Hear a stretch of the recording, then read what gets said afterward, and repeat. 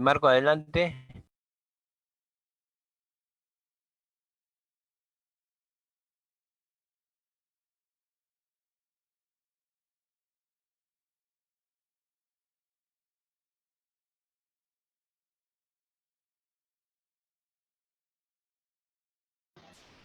Hola, ¿ahí me escuchan?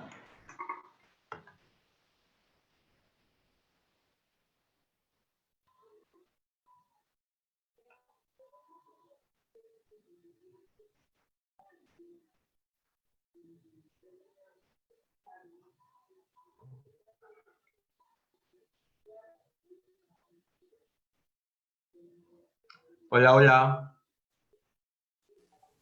Adelante, Marco. Sí, ¿se me escucha? Sí, se escucha muy bien. Ya, perfecto. ¿Ahora se Antes, me más bien, escucha? antes de comenzar, sí, sí. Ya, ok. Solamente para los que están participando en el seminario, por el chat se ha colocado un link para que se registren, por favor,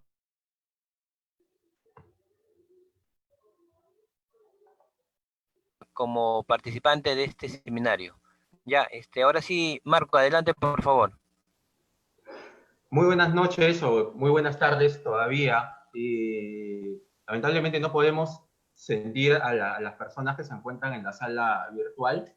Les pido disculpas por la resolución de la cámara, no es la mejor en este momento, he tenido problemas con mi cámara web, pero vamos a empezar bien rápido, pero vamos a ir con paciencia. Al principio les va a parecer que lo que voy a comentar al inicio es un poco todavía conceptual y sobre la nebulosa. Sin embargo, luego vamos a ir aterrizando ya en las maneras en cómo podemos implementar opciones y estrategias de economía circular, tanto desde el Estado como desde la inversión pública, la inversión privada, y cómo nosotros como ciudadanos podemos insertarnos a este modelo de economía. Cuando hablamos de economía circular, obviamente pensamos en que es un nombre más, pensamos en que solamente es algo que no nos va a traer mayor consecuencia que como cuando hablábamos hace tiempo de coeficiencia o de análisis de ciclo de vida o de huella de carbono o repetíamos una serie de conceptos y tratábamos de aplicarlos puntualmente a cada una de las cosas que componían un aparato productivo o componían parte de la sociedad como los flujos económicos o como los flujos de recursos. Sin embargo, cuando hablamos de economía circular, ya estamos hablando de un modelo económico y estamos hablando sobre todo de un modelo que tiene que ver con qué es lo que desean las sociedades. Nos hemos dado cuenta que han pasado ya algunos años, casi 200 años desde la primera revolución industrial, y hemos pasado de necesitar uno a necesitar dos planetas tierras. Si el business as usual, es decir, si la situación sigue igual para el año 2050, de acuerdo al Banco Interamericano de Desarrollo y a Naciones Unidas, vamos a necesitar tres planetas tierras. Entonces, en el marco de todo esto se elaboran los objetivos de desarrollo sostenible. Pero, ¿por qué hablo de los objetivos de desarrollo sostenible? Porque toda política o todo modelo económico tiene que hacer match y enlazarse con estos objetivos, justamente, ¿no? Y el primero de ellos tiene que ver con la erradicación de la pobreza. Ustedes dirán, Marco, pero ¿qué cosa tiene que ver la erradicación de la pobreza con el medio ambiente? Pues tiene que ver mucho. Una sociedad pobre es una sociedad que no está sensibilizada y que no tiene educación ambiental y mucho menos educación sanitaria.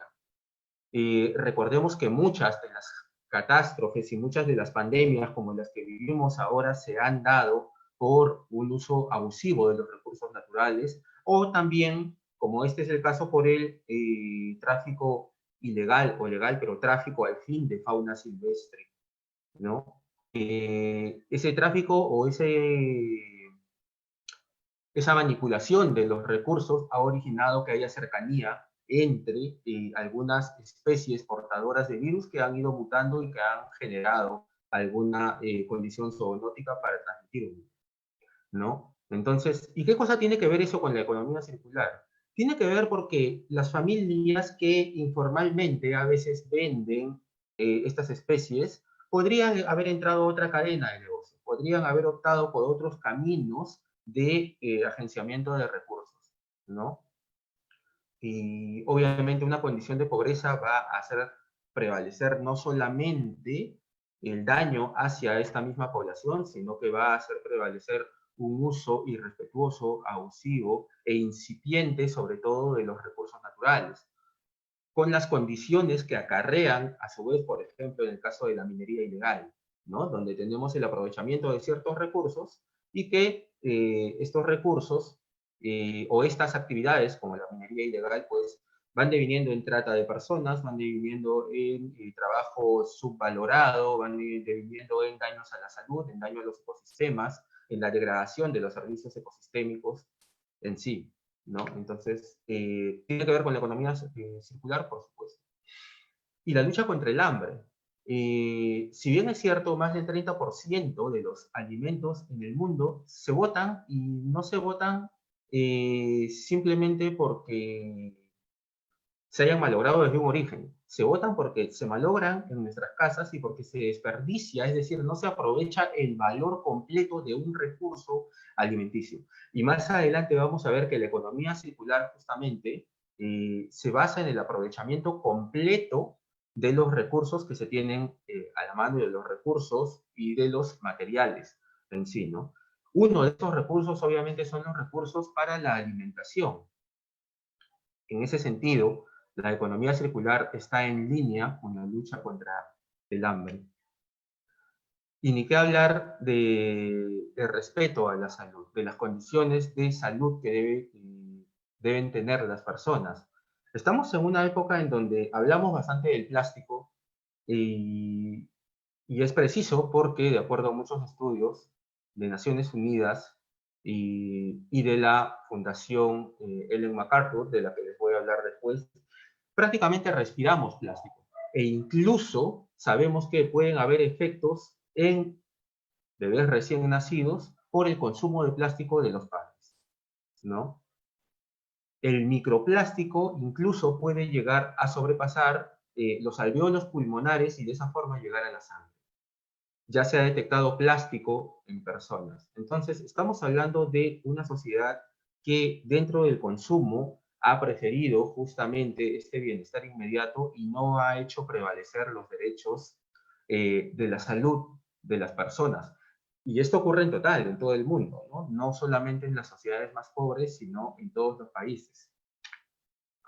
Y obviamente, como decíamos al inicio, la educación de calidad tiene que estar garantizada para las personas. Tiene que estar garantizada porque eso hace que podamos no solamente desempeñarnos mejor, tener un desempeño ambiental adecuado como sociedad, sino que también tengamos mejores decisores que desde los congresos de los estados de Latinoamérica, por ejemplo, podamos tener decisores que estén enfocados en una gestión ambiental adecuada, enfocados en llevar a cabo una responsabilidad social corporativa en el caso de empresas y no simplemente hacer lo que el mercado manda, sino hacer aquello que genere el mayor uso de o el uso de los recursos por mayor tiempo, es decir, que se usen las cosas, los recursos, los materiales, el mayor tiempo posible con la finalidad de no desecharlos, pero que además dentro de todo ese tiempo se extraiga el máximo valor. Y para eso obviamente tenemos que ser una sociedad educada. Hablando de igualdad de género, el Día de la Mujer último, en marzo, algunos hablaban de un artículo pues, en donde se notaba cuánto tiempo tenían las mujeres, sobre todo en la Amazonía y en algunos países de África, cuánto tiempo invertían las mujeres en cargar agua, nada más, cargar agua desde la fuente natural en donde estaba desde el cuerpo de agua natural hasta sus viviendas. Y era prácticamente de 2 a 5 horas el tiempo que utilizaban las mujeres. Obviamente con los daños ergonómicos, con el tiempo dedicado a esto que les impide realizar otras actividades a muchas mujeres en el mundo. ¿Qué cosa tiene que ver eso con la economía circular?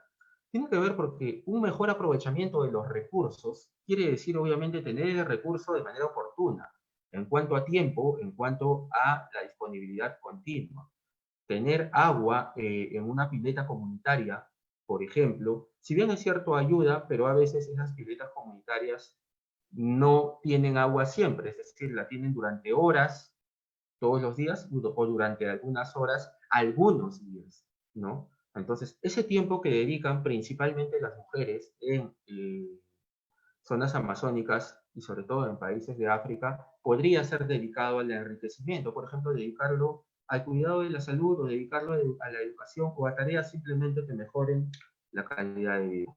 Y así podemos hablar de todos los 17 objetivos para el desarrollo sostenible. Del agua potable y saneamiento, sabemos que muchas de las enfermedades, nosotros lo hemos vivido el año 92 con el cólera, están vinculadas a las condiciones de sanitarización en el hogar y a las condiciones de aprovechamiento del recurso hídrico. Ni qué hablar de las energías renovables. Tenemos un compromiso como país a llegar a reducir las emisiones en un 30%, las emisiones de gases de efecto invernadero.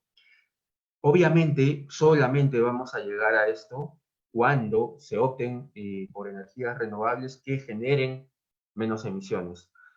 Todo esto suena muy gaseoso. ¿Cómo optamos por energías renovables que generen menos emisiones? El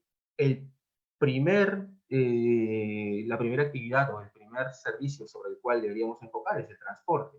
¿Y cómo la economía circular tiene que ver con el transporte?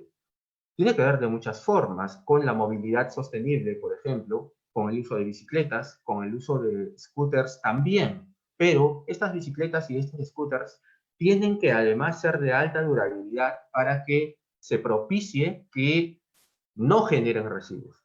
Porque como sabemos, estos aparatos eléctricos, sobre todo los scooters, tienen una batería. Y si esta batería es de mala calidad, como ha venido siendo en los países de Latinoamérica, lo que vamos a tener posteriormente es pues más residuos generados y peor aún, residuos peligrosos generados.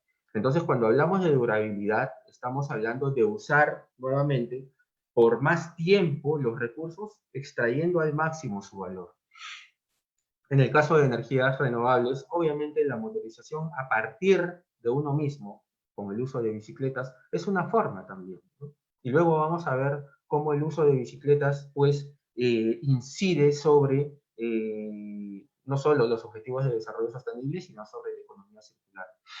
El empleo digno y el crecimiento económico está vinculado, este objetivo 8, el empleo digno y crecimiento económico, está vinculado especialmente, aunque parezca mentira, a los gobiernos locales y a los distritos y a las comunidades. Cuando encendemos algún servicio que esté vinculado a una comunidad cercana, como reparar computadoras, sabemos que el declive económico va a hacer que no todos puedan comprarse una computadora tan seguido. Si yo me la compraba cada 2 años, de repente no me va a alcanzar y voy a decir, necesito comprarme una computadora, sí, pero puedo repotenciar esta añadiéndole una tarjeta de memoria. Entonces estoy extendiendo más tiempo el uso de un recurso.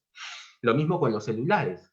De repente yo me compraba igual, un celular cada 2 años o cada año y medio generando más residuos, pero puedo hacer que ese celular me dure más. Y de repente, pues, si es que las compañías se hubieran puesto de acuerdo, podrían compartir componentes. Por ejemplo, un celular de una marca americana súper famosa y cara, todos saben de quién hablo, podría compartir componentes con los celulares de una marca coreana también famosa, grande en el mundo. Y todos saben a cuáles de las marcas me refiero. Podrían compartirlo, ¿por qué? Porque si es que yo tengo un equipo y se me malogra, de repente puedo usar un chip o una cámara o una pantalla de la otra marca. Entonces, los componentes pueden ser compatibles entre marcas, pero ese es un acuerdo al que no se llega. Pese a que una marca coreana es la que le fabrica las pantallas a la marca americana. Sin embargo, no se ponen de acuerdo para tener compatibilidad y de esa manera tener una mayor extensión de la vida útil. ¿Por qué les gustaría o por qué sería de interés de las compañías telefónicas tener una mayor vida útil de los aparatos si ellos lo que hacen es vender equipos? De repente porque el modelo de negocio está enfocado en consumir equipos y no en brindar un servicio de comunicación. Porque podría ser que una compañía diga, ok, me interesa tener más tiempo estos equipos de teléfono, y brindar más bien un servicio. Y cuando termine de brindar el servicio o se deteriore este aparato, este teléfono celular, pues que el cliente pueda venir y cambiarlo por uno nuevo por una suma un poco menor, porque el aparato va a seguir siendo de la compañía, lo cual no está mal, porque permite, por un lado, una rotación de los equipos, pero permite que de repente, si es que yo deseché, digamos, este equipo, que puede ser de alta gama, de repente dentro de 2 años con una repotenciación podría servirle a otra persona. Y estamos de nuevo extendiendo el uso de los servicios. Pero esas repotenciaciones o esas renovaciones no son posibles si es que no existe compatibilidad entre las distintas marcas y si es que no existe la modularidad de los componentes. Es decir, los celulares de ahora no tienen, como los de antes, estos tornillos para poder desarmarlos y poder prepararlos de manera tranquila. Es todo un reto y es casi clandestino reparar celulares. Claro, en Perú lo hacemos como en muchos países de Latinoamérica y como algunos países de Asia. Pero sin embargo, resulta siendo todavía prácticamente clandestino reparar un celular, cuando la reparación, que es la tercera o segunda de las R's, de las estrategias de las R's de las que después voy a hablar, es fundamental, ¿no? Y ni qué decir del objetivo 9, innovación de infraestructura, porque necesitamos que las infraestructuras no solo duren más, sino que además incorporen materiales que no sean peligrosos. Muchos han escuchado hablar de repente de los ecoladrillos o de los materiales de construcción fabricados con insumos de plástico.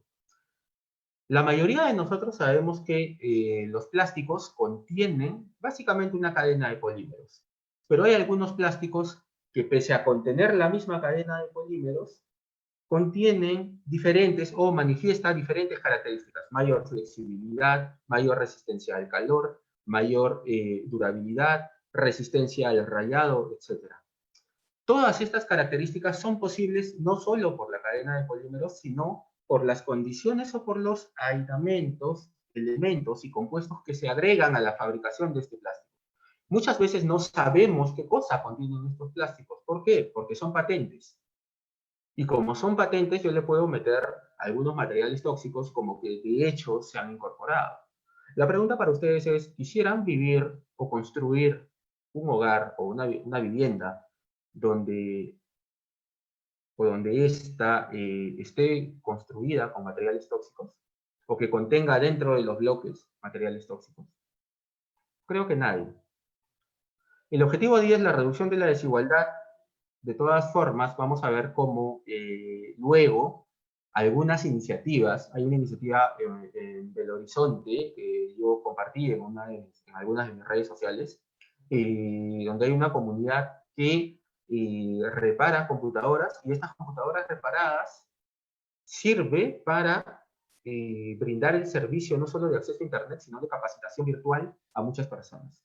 Y así por el estilo. Podemos hablar de todos los objetivos, de ciudades y comunidades sostenibles, quiere decir, del consumo responsable, en donde obviamente nosotros somos quienes deberíamos liderar este cambio. La lucha contra el cambio climático, la flora y fauna acuática, tenemos el impacto del plástico, el impacto en la desglaciación, etc. Y vemos cómo todo va a estar vinculado a una economía circular. Luego vamos a hablar de estos modelos de economía. Hasta ahora hemos trabajado con un modelo lineal. Este modelo lineal, si me permiten, voy a hacer algunas anotaciones. Este modelo lineal lo que nos hace es consumir y tirar. Lo que hasta ahora tenemos con las bolsas de plástico, que felizmente se han normado respecto a su consumo, a su producción y a su reparto por parte de las cadenas de servicios. Y la manera de reciclar. Al final, la economía del reciclaje lo que hace es que consumamos y que nos sintamos contentos cuando algo aparentemente se recicla. ¿Estamos seguros realmente que aquellos plásticos, papeles, vidrios que separamos en casa se terminan reciclando? ¿Deberíamos llamar reciclar a aquello que hacemos en casa? ¿O deberíamos llamarlo separar, segregar? Deberíamos llamarlo segregar o separar, ¿cierto? Porque no lo estamos reciclando. La tasa de reciclaje que se muestra en la mayoría de países no es la tasa de recuperación o de reciclaje efectivamente que ocurre en las plantas de reciclaje. Es la tasa de recuperación o de recolección selectiva. Es decir, cuántos materiales o residuos reciclables se recogen para ser reciclados. Pero esta es la etapa previa, no es efectivamente el reciclaje. A esa tasa deberíamos restarle la cantidad de merma que tiene los materiales que se terminan reciclando finalmente. Habíamos dicho que los plásticos contienen una serie de materiales tóxicos. ¿Ustedes creen que estos plásticos, una vez que se reciclen, dejen de contener materiales tóxicos o insumos o elementos tóxicos, o los van a seguir conteniendo? Los van a seguir conteniendo, ¿correcto? Y como los van a seguir conteniendo y de repente van a ir perdiendo en un ciclo abierto, van a ir perdiendo características del plástico que inicialmente era flexible, durable, transparente, resistente al calor, por el mismo reciclaje van a ir perdiendo características. Entonces se van a tener que incorporar elementos nuevos o insumos nuevos a ese plástico. En sí, un plástico reciclado generalmente contiene el plástico de origen para su producción, que fue reciclado, e insumos nuevos que impulsan o que propugnan la creación de este plástico. Entonces, el reciclaje lo que hace a la larga es seguir consumiendo insumos para la fabricación de plástico. ¿Qué más? Aparte de eso, tenemos que el plástico, como varios de los materiales, no pueden ser reciclados constantemente. Muchas veces estos plásticos solamente pueden ser reciclados hasta 5 veces en un ciclo técnico. Es decir, desde ser polietileno virgen hasta ser polietileno muy reciclado. Solamente pueden ser reciclados hasta 5 veces técnicamente. Sin embargo, económicamente, es decir, la viabilidad de ese reciclaje termina siendo de 1 o de 2 etapas. No es que se continúe el ciclo de reciclaje. Entonces, ¿qué estamos haciendo? Material virgen, primer reciclaje, segundo reciclaje, a lo mucho el tercer reciclaje y luego ya no es viable. ¿Qué hacemos? Incorporar nuevo material. Entonces, lo que estamos haciendo, más bien con este reciclaje de plásticos, es propugnar la continuidad del consumo de insumos de plástico. No por las puras, algunas de las petroleras más grandes en Estados Unidos, como el petróleo ha bajado, pues han pasado de generar crudo a generar algunos insumos de producción de plástico. Por eso es que algunos países no forman parte del Acuerdo de París y no han formado parte del Protocolo de Kioto y no están alineados con el resto del mundo para reducir emisiones, porque justamente viven de estas economías. Y hay todo un tema después con los petrodólares, de por qué la economía de los dólares está respaldada en petróleo, etcétera. Eso es un tema político al que no me voy a meter hoy día, pero un poco para tener el panorama de lo que estamos conversando, pues en conclusión hay que pensar bien si es que el reciclaje es la respuesta a lo que necesitamos como sociedad o como planeta para poder entrar a un ciclo de economía circular y sobre todo para dejar de hacer daño a la economía. ¿Cuál es el porcentaje, al propósito, de residuos reciclables que se terminan recuperando en el país? Es decir, que terminan entrando a un ciclo de recolección selectiva. No hablo de reciclaje, sino de la etapa previa, de recolección selectiva. ¿Cuál se les ocurre? Los dejo ahí un ratito para que piensen. ¿Cuál creen que sea esa tasa? ¿Cuánto en el país se termina recuperando? ¿Cuál es la tasa de recolección selectiva? Cercana al 2%, entre 1.8 y 2%. Solamente 2% de los residuos municipales en el país se terminan recuperando. Han pasado 20 años del modelo de reciclaje, o un poco más, y hemos llegado a ese 2%. En promedio, la tasa mundial de recuperación de residuos reciclables es del 14%, de acuerdo a cifras de Naciones Unidas y de ISWA. ISWA es la institución que aglomera a los especialistas de residuos sólidos en el mundo. ¿Qué más? ¿Qué más podríamos decir acerca del reciclaje? Estamos en el 2% en el país de tasa de recuperación, es decir, de recolección selectiva de residuos sólidos municipales. Ahora la pregunta es, si ahorita estamos a 2%, en 10 años, ¿en cuánto estaremos? Porque han pasado 20 años y estamos en el 2%. Siendo optimistas, en 10 años deberíamos estar en un 14, 15, 20%.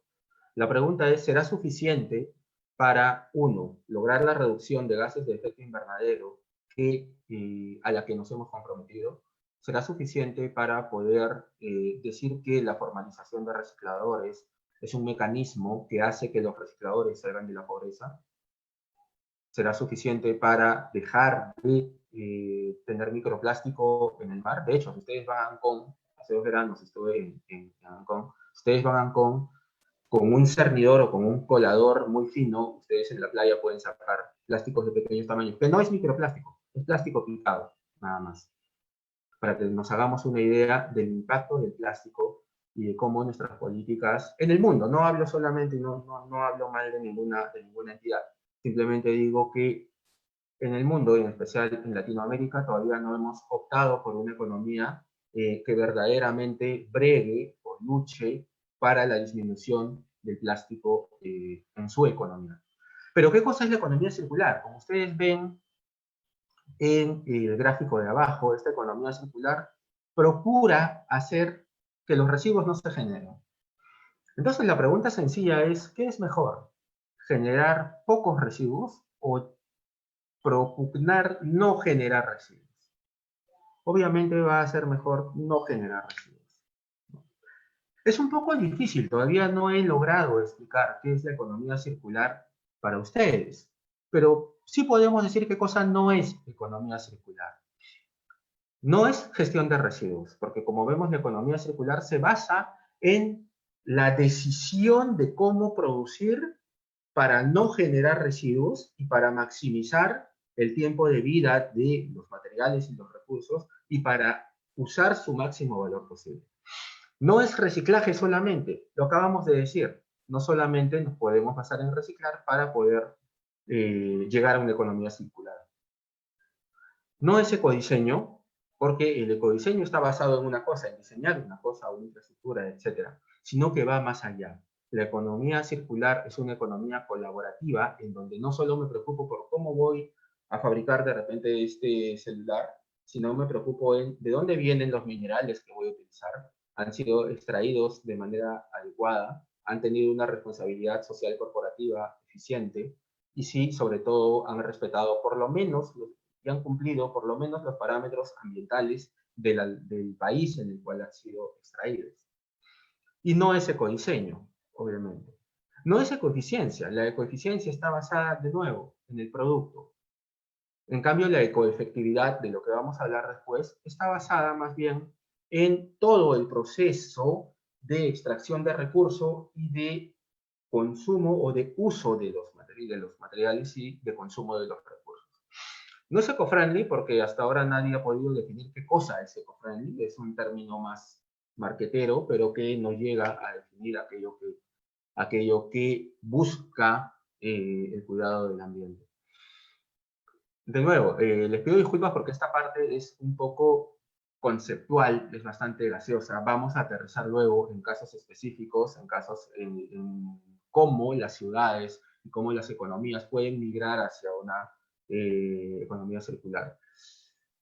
Muchos de los argumentos de la economía circular provienen de estos dos libros, Cradle to Cradle y La economía azul de Gunter Pauli. Cradle to Cradle es de William McDonough y Michael Brown, que conceptualizaron la economía de reducir residuos pensando en todos los materiales como alimentos de algo. Y en eso nos sirve mucho la biomémesis. La biomémesis es enfocar la producción de algo tomando conceptos de la naturaleza para su elaboración. Pensando como un árbol, por ejemplo. Si pensamos en un árbol, no solamente pensamos en las raíces, en el tronco y en lo frondoso que pueden ser sus hojas o en los frutos que pueda dar. Pensamos en las aves que hacen nido, que comen de repente algunos frutos. Pensamos en las lombrices que aprovechan la materia orgánica generando algún tipo de abono. Pensamos en los detritívoros que se van a comer justamente aquellos materiales ya o aquellos recursos ya degradados y van a degradarlos aún más mineralizándolos. Mientras que la economía azul pues nos habla de cómo podemos nuevamente enfocar la misma economía para poder lograr un mejor aprovechamiento de estos. Incluso existe una certificación para el doctorado que nos habla no solamente de cómo tratar a los materiales para poder lograr su reutilización, de cómo los materiales primero tienen que ser saludables, es decir, aquello que voy a producir no puede generar daño a la gente. Y eso es algo con lo que no hemos roto, hablando nuevamente de los plásticos, de algunas bebidas, de algunos alimentos, de las construcciones. Hemos migrado, sí es cierto, de tener tuberías de plomo a tener tuberías de PVC, pero el PVC todavía es tóxico. Entonces, poco a poco debemos ir migrando a que los materiales sean saludables, es decir, que no sean dañinos. A la reutilización de estos materiales, al uso de energías renovables y a la gestión del carbón, ¿no? Así como a la gestión del agua. Entonces, utilizando el enfoque de Brother to Brother, extraemos un pensamiento sistémico. Este pensamiento sistémico es necesario abordarlo y es la base de la economía circular. Generalmente pensamos en un recurso o un material como un medio para generar ganancias. Ganancias de todo tipo, desde estatus, desde posicionamiento, desde dinero. Y hablamos de los recursos naturales como fuente inagotable de satisfacción y utilizados para la satisfacción. Y procuramos la eficiencia en la producción, es decir, producir más con menos y producir mejor. Como vemos en el cerebro incompleto de la imagen, este es un pensamiento también incompleto y sesgado hacia el consumo, nada más. En cambio, el pensamiento sistémico basado en Product, quiere decir de la cuna a la cuna, ve a los recursos y a los materiales como un medio para la generación de valor continuo, como propulsor de la eficacia, ya no de la eficiencia, sino producir mejor y de la forma más adecuada, de forma que no se genere daño, de forma que podamos retornar los recursos a la naturaleza y así poder generar un ciclo de transmisión o de aprovechamiento continuo de esos recursos. Y es un medio para el valor maximizado. Por ejemplo, pensemos en una papa, que es el ejemplo, o en una planta de banano, que es el ejemplo más sencillo, ¿no? Hemos visto que con la cáscara de papa se pueden hacer menaje o se puede compostar. Pero antes de compostar, de repente puedo hacer un menaje, es decir, platos descartables, platos de un solo uso, pero de este material y que posteriormente se pueda compostar. Lo mismo con las hojas de plátano, por ejemplo, ¿no? Y obviamente el pensamiento sistémico enfoca en el aprovechamiento. El aprovechamiento ya es sobre los residuos, sobre aquello que ya se desechó para, por ejemplo, generar compostaje o generar biogás dentro de los rellenos sanitarios, que es la última forma de aprovechamiento.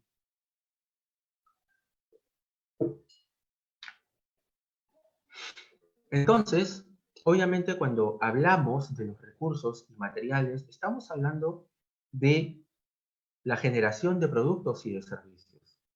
Estos productos y servicios tienen que, como decíamos anteriormente, tener un valor maximizado, es decir, usar al máximo el valor de los recursos, procurar el aprovechamiento y ser eficaces. Para eso tenemos que preocuparnos, y esto es parte del pensamiento sistémico, tenemos que procurar pensar qué hay en los productos. ¿Contiene tóxicos? ¿Contiene algún material que puede, algún insumo que pueden ser dañinos? ¿Cómo se han realizado, cómo se han hecho estos productos? ¿Se hicieron utilizando niños, por ejemplo, con una paga subestándar para la fabricación de, por ejemplo, de zapatillas en Indonesia, que muchas veces se hace con niños. ¿Se puede rehusar este producto? ¿A dónde irá el producto una vez que lo haya utilizado? Como decía, tenemos que analizar primero qué cosa hay en estos productos. ¿Se contiene material orgánico? ¿Tiene toxicidad? ¿Propugna o te obliga a usar plástico? Obviamente, cómo se han hecho, cómo se han fabricado los materiales, tiene que ver con el cumplimiento de los estándares y la legislación ambiental en su lugar. Pero también tiene que ver con compromisos voluntarios, donde están los ISOs, donde estaban hasta hace poco las cosas, y donde están los cumplimientos de aquellos compromisos que el productor, por su responsabilidad y por la demanda de la comunidad, pues se siente obligado a cumplir, ¿no? ¿Se puede rehusar ese producto? Es decir, dejar de ver el reciclaje como una primera opción. Ya habíamos dicho que antes de ese reuso incluso tenemos que analizar qué cosa hay en los productos. De repente lo podemos rechazar, que es la primera de las R's, o de repente lo podemos reducir, que es la segunda. Es decir, si yo antes compraba pues 2 docenas de lapiceros y me doy cuenta que en el año necesito una, pues no voy a comprar 2 porque tiene mucha cantidad de plástico. De repente solamente me hace falta uno. ¿Y a dónde irá el producto después? ¿Servirá para hacer otro producto o simplemente se irá a la basura? ¿O servirá para hacer algún material o algún producto que me haga tener la sensación de que soy responsable ambientalmente? Pensemos en una botella de gaseosa. Algunos la cortan y la usan como un macetero. Sin embargo, después de ser macetero, por la suciedad que tiene ese residuo, ¿podrá ser reciclado después? ¿O simplemente será descartado en un proceso de reciclaje porque hay otras botellas, otros materiales que sí están limpios? Entonces vamos a ver que en ese segundo uso que le dimos a esa botella de plástico, no estamos propugnando que se use el mayor tiempo posible y que se aproveche la mayor o todo el valor posible de ese material. Entonces, no es solamente pensar en que estamos siendo el Capitán Planeta cuando tenemos una práctica de este tipo. Tenemos que analizarla bien. De repente, en vez de hacer un macetero, pues hago un portalapiceros. Y cuando me aburra ese portalapiceros, ese material va a seguir limpio y va a poder entrar a ese último ciclo de la economía circular que se llama reciclaje. Obviamente, lo que propugna la economía circular es hacer que los productos vuelvan a ser un recurso o material para seguir generando otro producto o incluso otro servicio. Y ahora sí, vamos a entrar a la parte un poco más densa de lo que he estado conversando con ustedes. Es una parte en la que sí les pido toda su atención, en la que les pido que no se desenganchen. Y si es que el equipo del CIP desea realizar una pausa, también me lo diga para poder realizar una pausa, porque esta es una parte un poco densa. Todo recurso o material, pues, es un recurso natural o es un recurso mineral abiótico, ¿no? Es decir, es un mineral, es tierra, es roca, etcétera, ¿no? Entonces vamos a dividir los materiales en aquellos que son putrescibles, aquellos que son orgánicos, y aquellos que son básicamente no renovables o finitos, y que son abióticos, ¿no? Entonces, hablando primero de los recursos o de los materiales abióticos no renovables, siempre estamos hablando no de un uso, sino de una extracción, ¿no? Y esta extracción, pues tenemos que procurar minimizarla, porque son recursos no renovables, recordemos. En el medio vamos a tener a todos los agentes económicos que participan en el aprovechamiento de ese material. el fabricante de materiales, de componentes, el que termina fabricando un producto, el que con ese producto brinda un servicio, y al final tenemos al usuario. Cuando hablamos de componentes abióticos, hablamos de usuarios. Luego vamos a ver que en el uso, perdón, en el aprovechamiento de los recursos renovables, más bien estamos hablando de consumidor. Eso lo vamos a ver ahora. En una economía lineal, este es el sentido. Se extraen los recursos, se generan materiales, componentes, hay un fabricante, hay un proveedor del servicio y esto llega al usuario. Y esto obviamente pasa a una pérdida que es un residuo, hay una recuperación probablemente de energía y luego pues esto se vierte, en el mejor de los casos en nuestro país, a un relleno sanitario. Eso es en el mejor de los casos. Sin embargo, en un escenario de economía circular, tenemos que, por ejemplo, cuando hablábamos de un celular o de una computadora, esto puede tener un mantenimiento. Si es que ya no me sirve, puedo repotenciar, puedo incluso de repente hacer una reparación menor para poder seguir usando este recurso. Lo más ideal es que estas especies de alas de mariposa estén más cercanas al usuario. Porque luego de tener ese mantenimiento, yo puedo compartir o puedo, por ejemplo, brindar un segundo uso, como estábamos viendo también en el ejemplo de los celulares o incluso de la ropa. En España ya hay tiendas que no venden ropa, sino que alquilan ropa. Y cuando uno se aburre de usarla, pues va y la devuelve. Y puede tener un bono para comprar o para alquilar dentro de ese mismo establecimiento otra prenda, ¿no? Y luego hablamos también de una reutilización a través de una redistribución. Esa reutilización se diferencia del mantenimiento porque la reutilización ya necesita pasar por una manufactura, es decir, necesita pasar por una nueva producción. Por ejemplo, hablando de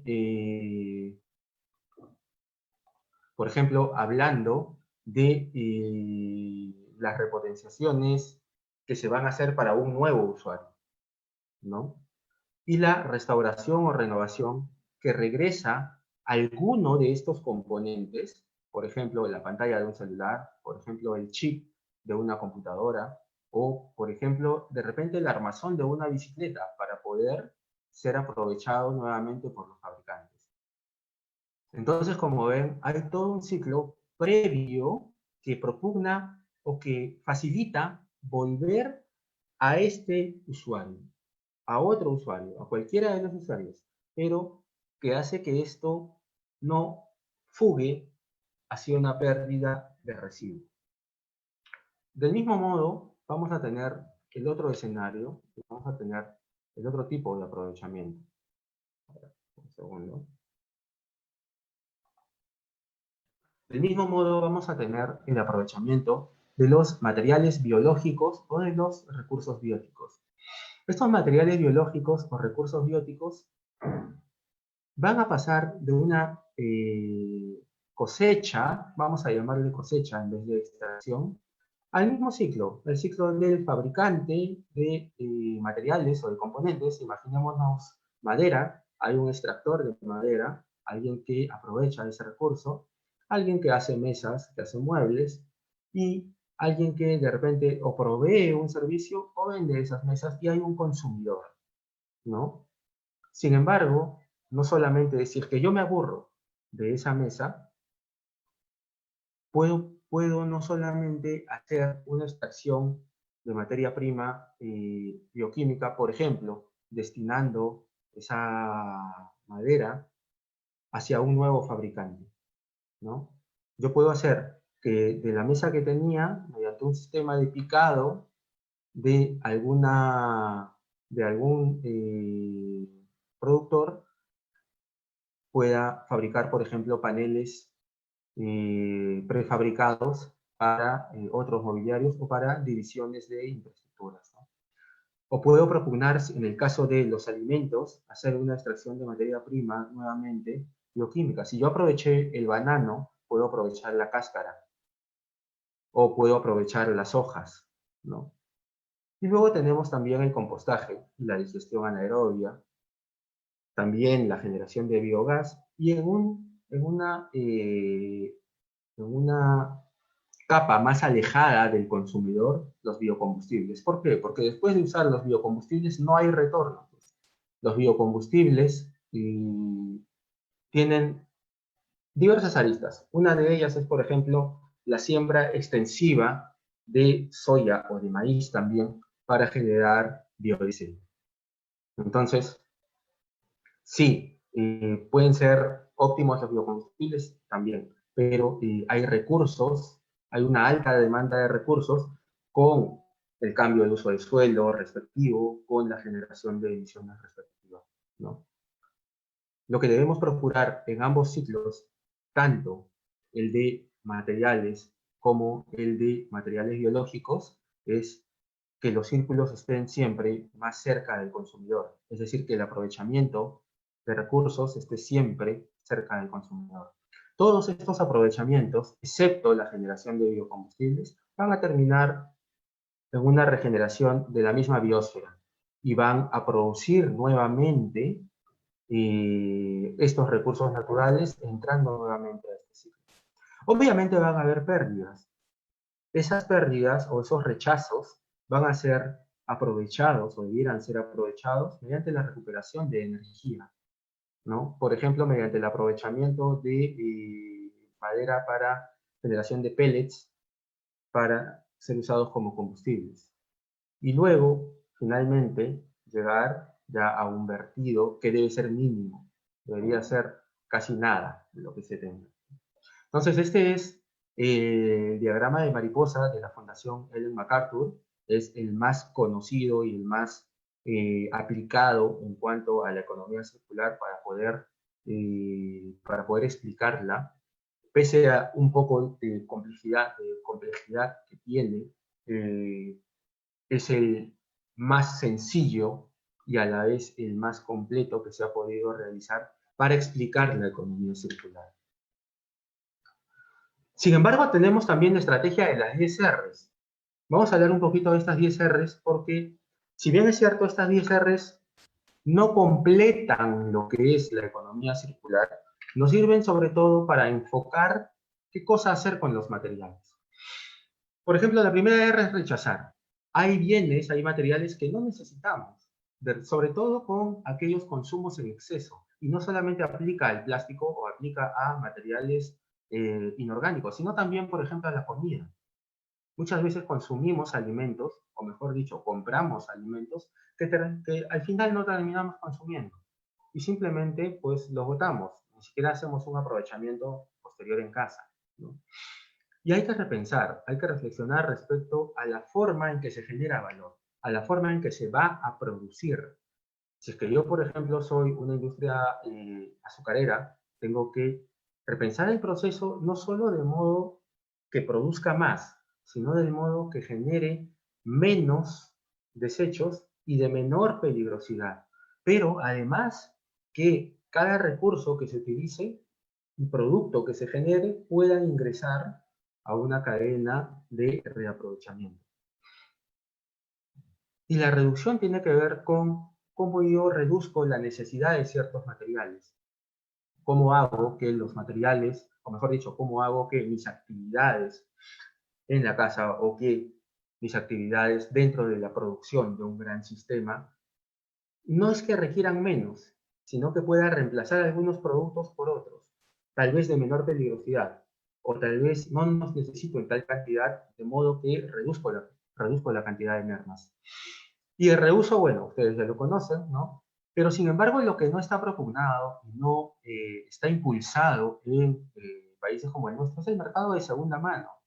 Hemos estigmatizado el mercado de segunda mano porque lo vinculamos a lo informal, lo vinculamos a la pobreza o lo vinculamos pues simplemente a algo que no es fashionable para nosotros, ¿no? Sin embargo, hay un mercado de segunda mano de ropa en Europa, de aparatos eléctricos y electrónicos, de muebles, ¿no? Que pueden ser usados, que pueden ser reusados en otro consumidor. Y ni qué hablar del reuso con uno mismo, es decir, sobre el mismo consumidor. Y la reparación es prolongar la vida útil. Como habíamos dicho, la economía circular se basa en procurar extender la vida útil de los productos aprovechando al máximo su valor. Y la renovación tiene que ver también con prolongar la vida útil, pero a través de una repotenciación. Por ejemplo, este celular de nuevo se me vuelve muy lento a los 2 años. De repente puedo cambiar el chip, pero por ahora no puedo, porque no hay estas condiciones de modularidad que exige este sistema para poder extender la vida útil a partir de la renovación. De repente ni siquiera puedo cambiarle de pantalla, porque ahora estas condiciones o este modo de producción hace que este equipo sea usar y tirar, que simplemente termine de usarlo y tenga que desecharlo porque no hay modo de renovarlo. Tal vez hay modo de refabricarlo, es decir, una vez roto o abierto, pueda sacar algún chip, incorporarlo, por ejemplo, a un productor de lavadoras y como tiene una menor demanda de programación, ese mismo chip pueda servir en una lavadora. Y ya estamos hablando de la refabricación, que es el otro componente. Y la reconversión es más o menos lo mismo, pero usada con los componentes y productos que ya han alcanzado su vida final, ¿no? Por ejemplo, si es que aprovecho la carcasa de plástico de este celular, porque ya es un residuo. O sea, ya no hay forma que lo utilice en otro producto, sino mediante una transformación. Esa es la reconversión. Y bueno, el reciclaje ya todos lo conocemos. Hay que decir que el papel, por ejemplo, tiene hasta 6 ciclos, de reciclaje. El vidrio es uno de los materiales que puede tener un reciclaje, un ciclo cerrado de reciclaje, es decir, puede reciclarse infinitas veces. Sin embargo, el plástico no, y el papel tampoco, ¿no?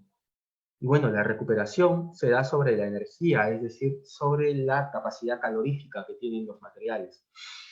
Puede darse también a través del aprovechamiento de gas de rellenos sanitarios, como algunas experiencias que conocemos.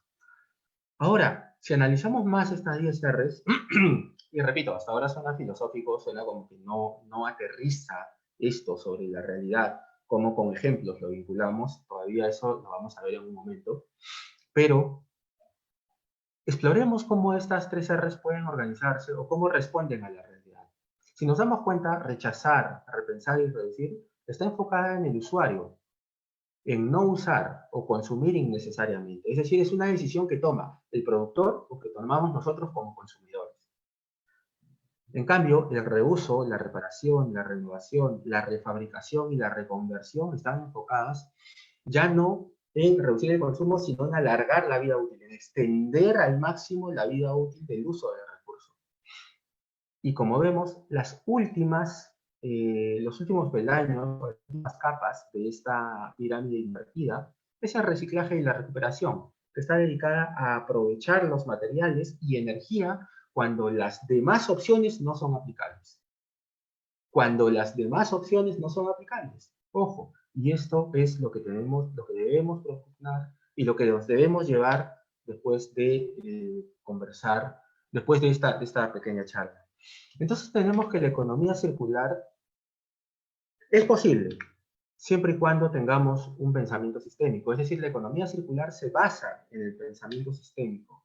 Y se basa en el pensamiento sistémico, y este es casi un mantra, y lo voy a repetir, para maximizar el valor de las cosas, el valor de los materiales, el valor de los recursos. Pero ¿qué quiere decir maximizar el valor? Maximizarlo desde lo ambiental, es decir, que la capacidad de no generar daño se extienda también. Porque yo puedo maximizar el valor mediante reciclaje, pero ya habíamos visto que estoy añadiendo componentes que van a terminar siendo dañinos. Entonces no estoy extendiendo el máximo valor posible. Estoy generando que pueda ser usado después de una transformación de ese recurso. De manera sinérgica, claro, porque esa maximización de valor está vinculada a una cadena económica, y esa cadena económica tiene que ser virtuosa y tiene que interactuar entre sí. Si es que yo voy, por ejemplo, yo cultivo bananos o cultivo papas, Si cultivo bananos, estas hojas de plátano nuevamente puedo aprovecharlas, que antes las botaba o hacía compost, pero me sobraban. Puedo utilizarlas en hacer homenaje, pero no lo voy a hacer yo, lo va a hacer de repente gente de la comunidad. Entonces la economía circular es más una economía colaborativa también, ¿no? Llevándolo al caso de un distrito, si en un distrito hay un impulso al desarrollo económico local y, digamos, se promueve tener talleres de reparación de computadoras, talleres de reparación de celulares, voy a no solamente generar empleo. ¿Qué tal si con las computadoras que son tal vez donadas o que ya la gente no quiere comprar, me dedico a donarlas para un programa de educación a niños, o mejor aún, o también para un programa de capacitación de adultos para que puedan tener un ingreso después? Y obviamente la extensión del máximo valor va a estar vinculado también a lo monetario. Ya habíamos dicho que la economía circular se centra en poder extender el tiempo de vida útil, no solo del material como sí, sino de su aprovechamiento en un círculo de aprovechamiento continuo. Finalmente, ¿cómo se aterriza el concepto? O sea, hemos ya conversado de la parte teórica. Les decía que hemos hablado, o hemos estado hablando bastante del diagrama de mariposa de Ellen MacArthur, hemos hablado de pensamiento sistémico, de Cradle to Cradle, y hemos hablado de los objetivos de desarrollo sostenible. Sin embargo, ¿cómo funciona esto? Pues tienen que haber algunos enfoques, ¿no? ¿Y cómo nos sirve, por ejemplo, en el primero de los enfoques, cómo nos sirve a las empresas? Desde emprendimientos locales, como habíamos dicho, hasta la búsqueda de circularidad en las grandes empresas. Pensemos en la fabricación de cerveza. ¿Cuánta agua utiliza la fabricación de cerveza? ¿Nos hemos puesto a pensar en eso? Ese recurso utilizado obviamente va a generar un efluente. Ese efluente tiene una gran carga de DBO. ¿Esa carga de DBO podrá ser utilizada posteriormente? Obviamente que sí, porque puede ser tratada para agua para riego, ¿no? Como ya se viene haciendo. Sin embargo, los residuos de la fabricación de cerveza tienen un gran potencial de aprovechamiento también, pero sería obviamente mejor generar menos residuos. Entonces, cómo la industria cervecera incorpora herramientas de circularidad tiene que ser también evaluado por parte de ellos. Por organizaciones sin fines de lucro, claro, porque se pueden promover programas enfocados en capacidades y uso de recursos por personas en situación de vulnerabilidad. Por ejemplo, con la agricultura urbana en zonas periféricas de Lima, que han habido experiencias anteriormente, o con el desarrollo de tecnologías, ¿no? Con la capacitación a personas que puedan, o a jóvenes que puedan desarrollar aplicaciones que sean útiles, aplicaciones de celular. Entonces estamos procurando la virtualización de los servicios. Y esa virtualización, como lo es esta charla, nos ha evitado, por ejemplo, trasladarnos, es decir, generar emisiones, generar desgaste de un vehículo, nos ha evitado también dinero, nos ha evitado, en fin, nos ha evitado muchas cosas.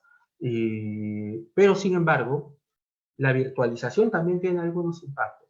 Esta virtualización, como ustedes lo están viendo, se da o genera una saturación de las redes. Esta saturación de redes genera recalentamiento en algunos sistemas que contribuyen al efecto invernadero, ¿no?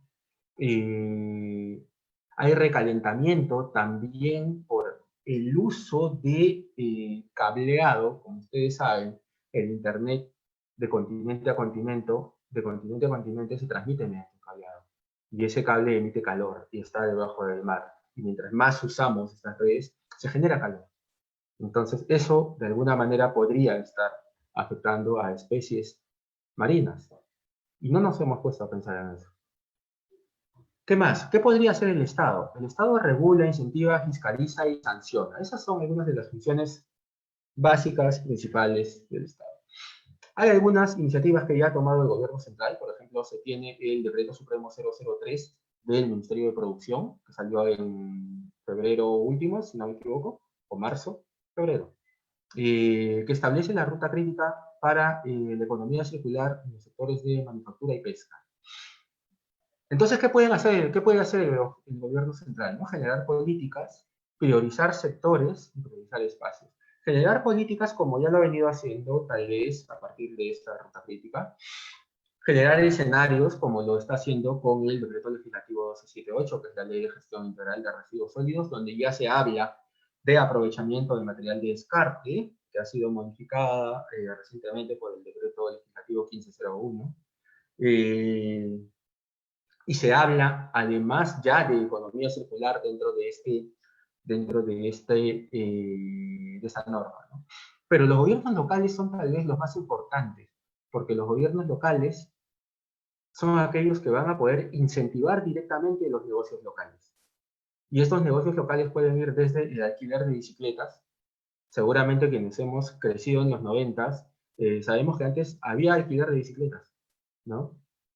Ahora se hace a través de una app y es algo muy similar, pero podríamos vincular algún otro servicio al transporte o a la movilidad urbana, por ejemplo el de publicidad móvil, ¿no? Junto con las bicicletas. Eso lo vamos a ver después. Entonces, los negocios locales tienen mucho que ver con la economía circular si es que son adecuadamente orientados por los gobiernos locales. Los servicios de reparación, los servicios de educación a distancia o los servicios de compartir espacios, ¿no? Los streaming, tales como los que estamos viviendo ahora. ¿Y qué cosa puede hacer el ciudadano? Si se dan cuenta, hemos sido las empresas del Estado, las organizaciones sin fines de lucro, hasta lo que podemos hacer nosotros. ¿Qué puede hacer el ciudadano? Que es el actor más importante. Nosotros como ciudadanos definimos si consumimos o no, o si consumimos o usamos. ¿A qué me refiero? Pensemos, por ejemplo, un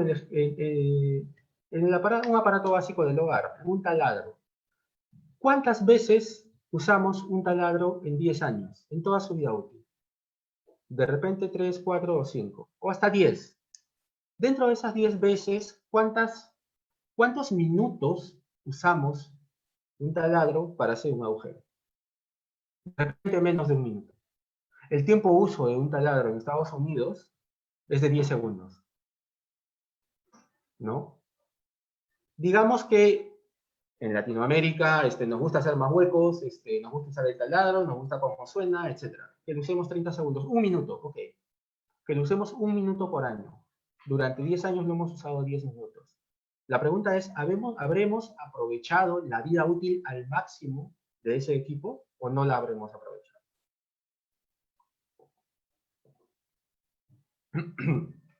La siguiente pregunta es, ¿habremos extraído el máximo valor de ese equipo o no? Obviamente, la respuesta es no para ambas preguntas, ¿no? Entonces, ¿qué pasaría si alguien o alguna empresa pequeña, local, emprende un negocio de un pequeño taller que a la vez sea un café, como ya lo hay en Estados Unidos, que son los Brico Café, los Brico Coffees? No, los Brico Café, así se llaman.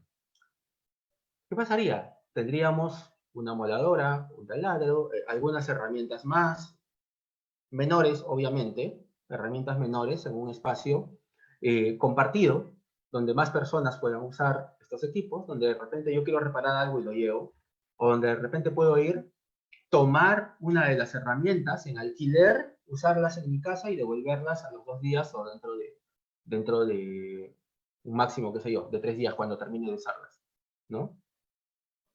Esas, por ejemplo, son iniciativas de negocios vinculados a la economía circular. ¿Qué pasaría si los gobiernos locales promueven este tipo de iniciativas? ¿No estaríamos acaso no solo reduciendo la cantidad de residuos, sino extendiendo la vida útil al máximo y aprovechando el máximo valor de estos equipos? Hay servicios, y ustedes pueden buscarlos en internet, ya hay servicios que te prestan o te alquilan una computadora de mucha mayor potencia, por ejemplo, ¿no? De repente, si eres diseñador o eres ingeniero y tu máquina, pues, tienes una Core i7 que, como la mía, que de repente no te sirve para los super diseños o no tiene la tarjeta de video que tú requieres, para un trabajo puntual puedes alquilar una computadora, ¿no? Y puedes conectarla a tu computadora, al disco duro de tu computadora directamente para que no sientas el cambio, no tengas que estar pasando información, etc. Entonces, terminas tu diseño, terminas los planos, los videos, la renderización que tengas que hacer, simplemente en ese equipo y listo. y no tuviste que comprar otra computadora y no tuviste que pasar a ser residuo o pasar a ser RAE esa computadora que estabas usando, porque igual esa máxima potencia no la necesitas siempre, la necesitas de vez en cuando. Y entonces lo programas y tienes la computadora. Nosotros los ciudadanos entonces decidimos si consumimos, si ven al costado de donde dice PayPal, en la parte inferior izquierda dice, el ciudadano define si consume, si compro la computadora o uso, es decir, alquilo un equipo para poder utilizarlo por un periodo, ¿no? También define qué compra. Yo puedo definir usar plástico, comprar agua embotellada, o puedo definir hervir agua. ¿Cómo lo compro? Lo compro o consumo o compro algunas cosas de una gran cadena de aprovisionamiento de una gran tienda o lo compro en negocios locales. ¿Cuándo lo compro? Por ejemplo, las frutas. Afortunadamente, incluso en estas épocas de pandemia, tenemos casi todas las frutas, en Lima especialmente, ¿no? Sin embargo, obviamente es mejor consumir aquellos productos que se encuentran en estación, porque cuando consumo aquellos productos cuya estación no genera naturalmente estos frutos, pues estoy propiciando que el agricultor use agroquímicos, es decir, le inyecte toxicidad a lo que me voy a comer. Estoy propiciando que de repente el agricultor consuma más agua para producir ese fruto. Y estoy propiciando también una agricultura tal vez menos responsable y que por ese mayor esfuerzo termine sobrecargando de trabajo al agricultor. Entonces se dan cuenta ustedes toda la cadena que está vinculada a mi decisión de compra, nada más. Entonces obviamente tenemos que saber qué cosa está de temporada para poder comprar aquello que esté de temporada. Y sobre todo, bueno, otra cosa que decidimos es cuánto compramos. Estoy seguro que casi todos nosotros, y de hecho me ha pasado también, terminamos botando comida. Claro, cada vez me ha pasado que menos porque planificamos mejor las compras. Pero ustedes, estoy seguro que todos, o en su hogar, se han tenido que botar comida, ya sea fruta, ya sea verduras, ya sea carnes, ¿no? Aves, etc. Porque no planificamos nuestra compra. La planificamos en función, o la hacemos en función del momento de que decimos, no, por si acaso llevo más, o porque está barato llevo más, ¿no? Pero sin embargo ese consumo afecta a otras personas y además genera muchos residuos, especialmente porque la mayoría de nosotros no aprovecha los residuos orgánicos, ¿no? Entonces tenemos que pensar en nosotros como ciudadanos con un gran empoderamiento para marcar la pauta en esta economía circular y quienes quienes han sido o son funcionarios del Estado, también tenemos que pensar en la regulación. Tenemos que pensar que el reciclaje puede ayudar, pero es la última etapa que deberíamos propiciar. Recientemente se ha vuelto obligatorio el reciclaje, no está mal, está bien, porque propicia el aprovechamiento, pero debemos incidir más en aquellas etapas que maximizan el uso de los recursos, tanto en tiempo como en el uso de su valor, ¿no? Bueno, un poco antes de explicarles ya las experiencias, he estado haciendo una pequeña investigación del Banco Interamericano. Hay un documento que se llama Economía Circular, Ciudades Circulares, y hay información muy importante. Uno, que las ciudades ocupan solamente el 3% de la superficie terrestre. Es decir, con solamente el 3% de la superficie terrestre se genera toda la cantidad de gases de efecto invernadero, se genera toda la cantidad de residuos del mundo, ¿no? Ese 3% de superficie terrestre, que son las ciudades, concentra a más de la mitad de la población. O sea, más de la mitad de la población en solo el 3% de la superficie de la Tierra.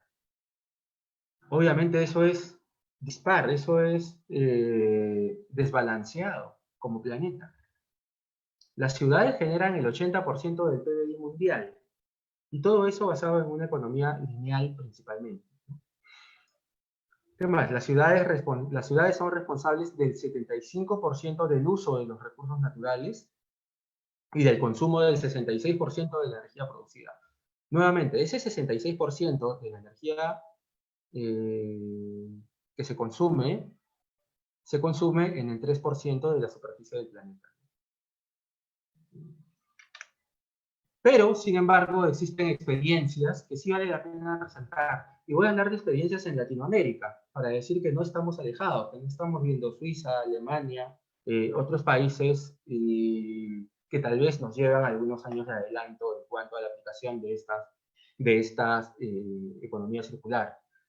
¿Qué cosa estamos viendo aquí? Esta es la iniciativa Providencia. Esta iniciativa Providencia es de la Municipalidad de Providencia en Chile y está dirigido a personas que tengan proyectos de desarrollo local, de inclusión y equidad de género, de sustentabilidad y gestión de residuos, de Smart City y de contingencia frente al desastres naturales principalmente. ¿Qué hace el gobierno local? Impulsa estas iniciativas, brinda asistencia técnica, y eso es algo que los gobiernos locales a través de sus talleres pueden hacer, brindar capacitación a la comunidad para que emprendan nuevos negocios vinculados a la economía circular. Y eso es lo que está haciendo el Distrito de Providencia. En Belo Horizonte, Brasil, existe la CRC, la Computer Conditioning Center, que es un programa orientado, y miren lo fascinante de este programa. Este programa tiene varios componentes. Uno, ha capacitado a personas de bajos recursos de Belo Horizonte para que puedan reparar computadoras, reparar equipo de cómputo, impresoras, computadoras, incluso celulares. Los ha capacitado y obviamente brindan el servicio de reparación, pero también hay usuarios que, como muchos de nosotros, ya no vamos a usar un equipo. Entonces simplemente lo dejamos y ellos lo renuevan, lo vuelven a la vida, y estos equipos son recuperados por la Municipalidad de Belo Horizonte y son puestos a disposición de su taller de capacitación para jóvenes, para que tengan acceso a Internet, para que tengan capacitación virtual en cursos que también la Municipalidad de Belo Horizonte se agencia, ¿no? Es decir, no son cursos necesariamente de la municipalidad, pero la Municipalidad de Belo Horizonte pone en contacto el curso, es decir, compra el curso, para la comunidad a través de las computadoras que han sido reparadas por estas personas que han sido capacitadas por la misma municipalidad, ¿no? Entonces nos damos cuenta que no solamente hay una extensión de la vida útil, sino también hay un uso compartido, hay una servitización de productos, es decir, estas computadoras, ya estos chicos no las tienen que comprar, sino que están ahí y pueden ir a utilizarlas. Entonces, las municipalidades tienen mucho que hacer respecto a cómo aplicar la economía circular.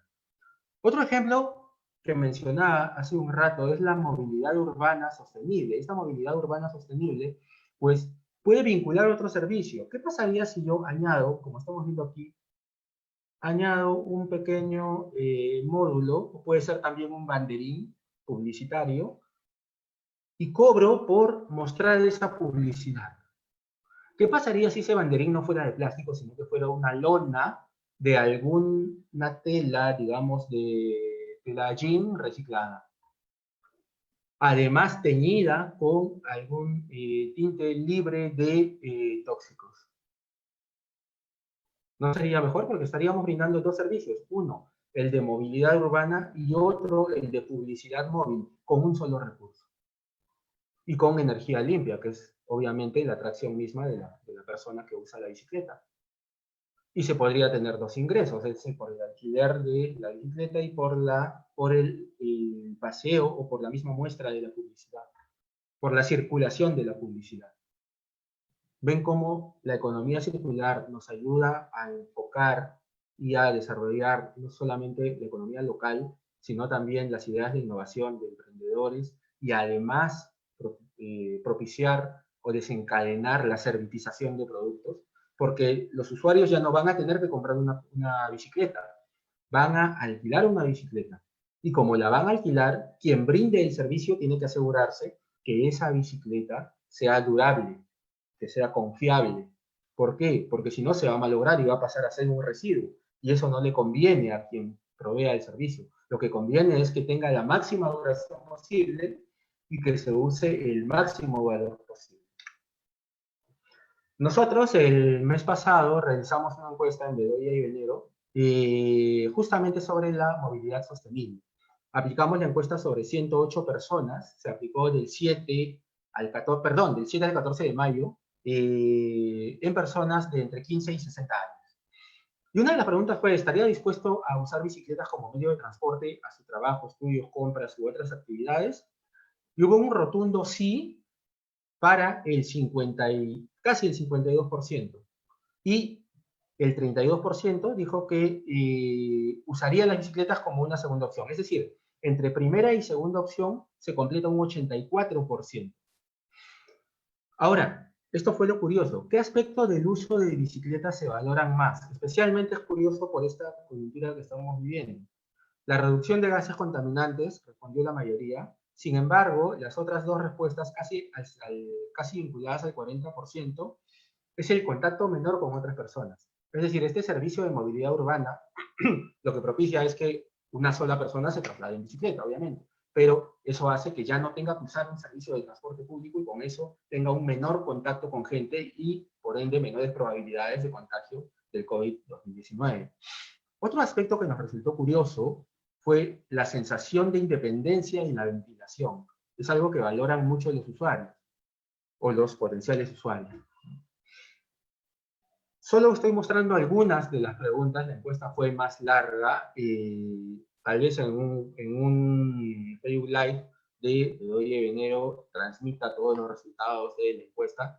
De hecho, esta presentación se las voy a compartir a través del capítulo de Ingeniería Sanitaria y Ambiental del Colegio de Ingenieros, y es de ustedes, y con todo el gusto para que puedan visualizarla y aprovecharla, y para cualquier duda, igual están mis contactos, o a través del Colegio de Ingenieros pueden contactarme también. Nuevamente, analizando el mercado, otra de las preguntas que hicimos fue, ¿estaría dispuesto a que la bicicleta que alquile por un periodo corto o por cada viaje pueda llevar algún tipo de publicidad, un banderín, para darle un doble uso a las bicicletas? Sí, definitivamente, respondió un 38%. Y el otro 38% respondió que sí, siempre que haya un descuento en la tarifa del uso de bicicleta. Lo cual está buenísimo, porque tenemos un 76% que definitivamente está dispuesto, con o sin reducción en el costo de alquiler, está dispuesto a llevar un banderín de publicidad. Es decir, la viabilidad del negocio está asegurada. ¿Qué condición cree que vuelve peligroso el uso de bicicletas? Y esto sí, vinculado pues a las ciudades de Latinoamérica en general, no tenemos las mejores vías, hay solo alrededor de 380 kilómetros de ciclovías en Lima, pero un aspecto fuerte que vuelve peligroso el uso de las bicicletas es la delincuencia. O sea, aquí la gente tiene miedo que le roben. La falta de ciclovías es otra, pero ya hay, pese a estos 380 kilómetros de ciclovías que hay en Lima Metropolitana y Callao, ya hay cierta conectividad, sobre todo en avenidas principales de Lima, ¿no? Las ciclovías como carriles pintados fue otro de los aspectos. Y aquí en la encuesta explicábamos que nos referíamos a que estos carriles que se hacen solamente pintando un pedazo de la pista, pues son inseguros. Ahí entre paréntesis le preguntábamos al encuestado, los carriles de la pista que solamente se pintan y que no hacen una división de la calzada de vehículos motorizados con la calzada de bicicletas. Entonces, a la gente casi en un 35% le parece peligroso que las ciclovías solamente estén pintadas en la pista. Y obviamente la falta de señalización es lo que también le da o le da una mayor percepción de inseguridad al potencial usuario. ¿Qué otro ejemplo? Ya existe, como les decía, esta tienda de alquiler de gym que son reutilizados, es decir, pueden ser usados por diversas personas, obviamente previo lavado, previa desinfección, todo lo que usted quiera. Y el dato curioso aquí es que normalmente solamente un pantalón de hombre requiere 8.000 litros de agua en cuanto a su producción. Hablo de la producción, no estamos hablando del riego del algodón. En este caso, el algodón es solo el 2% de los cultivos del mundo, pero usa el 25% de los pesticidas del planeta. Luego vamos a ver, no sé si, no creo que no lo tengo en esta presentación, pero ojalá podamos ver en otra oportunidad cuál es el impacto de la moda. La moda es una de las, el fashion use es una de las industrias más contaminantes del planeta por el uso extensivo por los cultivos extensivos de algodón, por la cantidad de pesticidas que se usan para el algodón, por la cantidad por la demanda de agua, por los tintes, por los estabilizantes usados en la industria de producción de ropa, etcétera. Sin embargo, hemos ido propugnando pues un fast fashion, ¿no? O sea, un uso solamente limitado, un uso de temporada. Justamente las tiendas pues sacan verano 2020, otoño 2021, qué sé yo. Y esto hace pues que la ropa no se termine usando. Es más, hay iniciativas ya en Japón, y hay una que se está propiciando aquí en Perú, que va a tomar los rechazos de aquellas ropas. ¿Ustedes se acuerdan que antes existía el mercado de la Yaya, o la tienda de la Yaya, o las ofertas de la Yaya, que eran aquellas ropas de grandes marcas que tenían una fallita? De repente una costura mal hecha, de repente, qué sé yo, un rasgadito, alguna de esas cosas, y se ponían en oferta. Eso se está volviendo ya todo un mercado. Se está haciendo que estas compañías provean su rechazo, es decir, provean la ropa que no pasa todo el control de calidad, pero es utilizable y todavía tiene condiciones de calidad aceptables para un segundo mercado. Y para ese segundo mercado también obviamente hay consumidores, ¿no? Entonces vemos cómo la economía circular puede ayudar no solo a extender la vida útil de esta ropa, sino también a hacer llegar esta ropa de repente a personas de menores recursos. Y además ropa muy a la moda, o sea, eso está buenísimo, ¿no? Y esto es lo que les hablaba inicialmente. Ya existen los bricocafés en Estados Unidos, donde uno puede ir, tomarse un café y luego reparar algo en una mesa de carpintería dentro del mismo café. Y también los alquileres de herramientas. De hecho, algunos de ustedes seguro se acuerdan que iba a la biblioteca, cuando íbamos a la biblioteca, y no solo sacabas un libro, sino sacabas un juego de mesa y podías jugar ahí, de ludo, monopolio, etc. Pues estamos volviendo a eso. Y la idea es que maximicemos el uso de esto. Bueno, un poco de lo que les hablaba en Perú, ya a través del decreto legislativo 1278, pues que ha sido modificado por el 1501, ya se habla de economía circular, se habla de material de descarte, de acuerdos de producción limpia, y hay una vinculación, obviamente, en el aprovechamiento del material de descarte y en los acuerdos de producción limpia, ¿no? Y bueno, este es el Decreto Supremo 003, que no salió hace mucho, pero que desarrolla algunas normas, que tiene algunos lineamientos para definir la ruta crítica. Uno de ellos es desarrollar normas técnicas que establezcan requisitos de envases y embalajes que minimicen el impacto ambiental. Yo diría que minimicen el impacto ambiental y económico, porque ¿cómo hacemos que se vincule esta minimización con negocios locales o negocios que en sí puedan proveer algunos tipos de recursos, ¿no? a esta industria? Brindar asistencia técnica a través de metodologías que incorporen el enfoque de economía circular en las actividades de la industria manufacturera y también de la industria pesquero. Van a tener que de alguna manera incorporar estas prácticas, estos enfoques de economía circular a la producción de las industrias pesqueras. Bueno, de hecho hay mucho más que hablar, hay muchísimo que compartir en cuanto a la economía circular. Yo me quedo igual un momento más para las preguntas que puedan tener y espero poder haber transmitido algo, un poquito, aunque sea de lo que es economía circular. En este aspecto de la economía circular siempre es mejor vernos como alumnos continuamente, de vernos más como aprendices continuos que como expositores o como maestros. Creo que nos queda todavía muchos años por seguir incorporando prácticas, por seguir proponiendo formas en que sea aplicable la economía circular, y lo mejor de todo esto es que podamos ejemplificarlo, como de alguna manera he querido hacerlo, y que podamos aterrizarlo a un nivel en donde usted pueda practicar esta economía circular, en donde los gobiernos locales, sin hacer grandes cambios, puedan propugnar el desarrollo de actividades de economía circular. Bueno, yo quedo para las preguntas, espero no haberlos aburrido, y más bien espero poder también elucidar algunas dudas que tengan. Muchas gracias.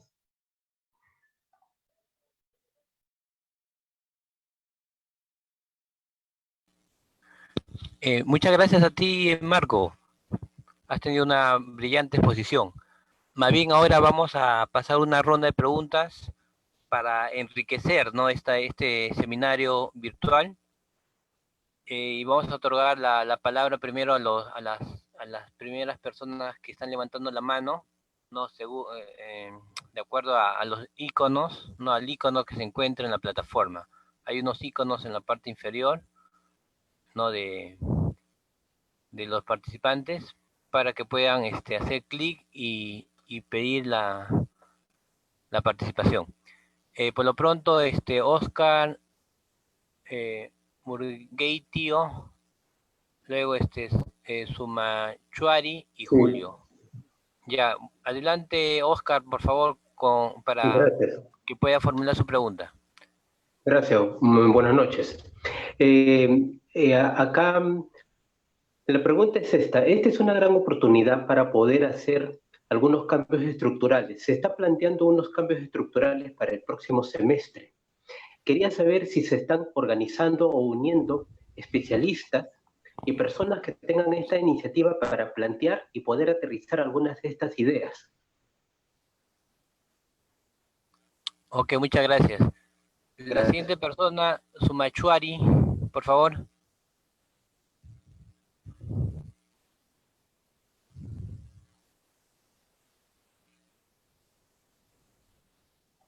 Sí, adelante, su micrófono ya está abierto.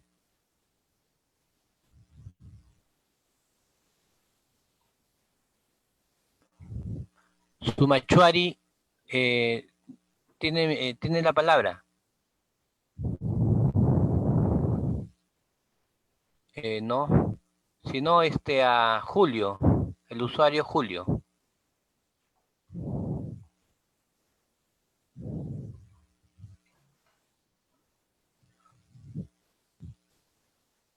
Adelante. Tal. Más que una pregunta, lo mío es un comentario.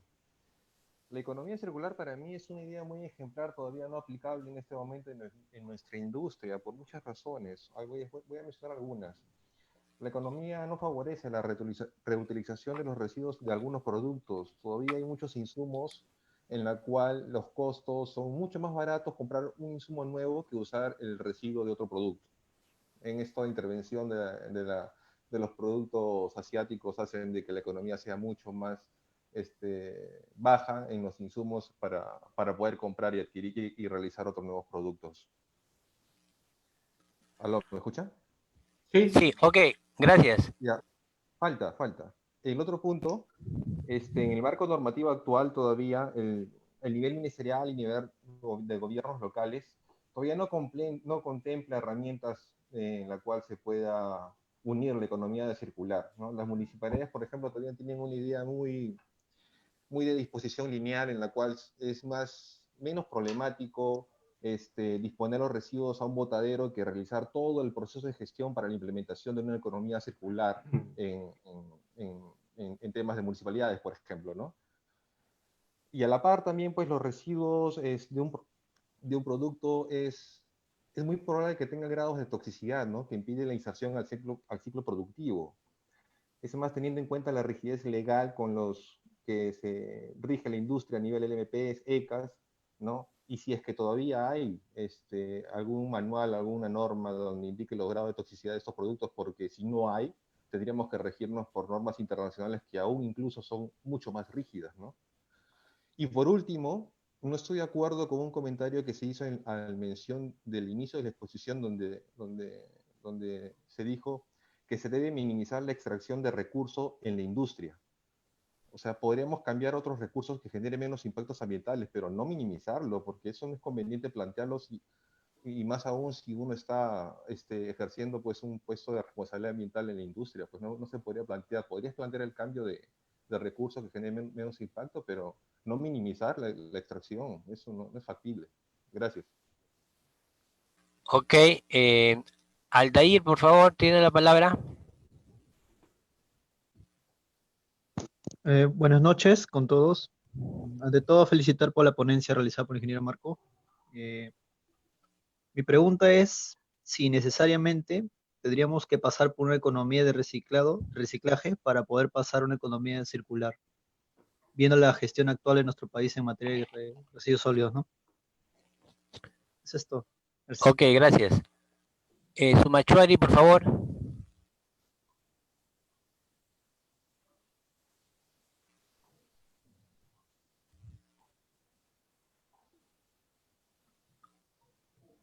Adelante, su micrófono está abierto.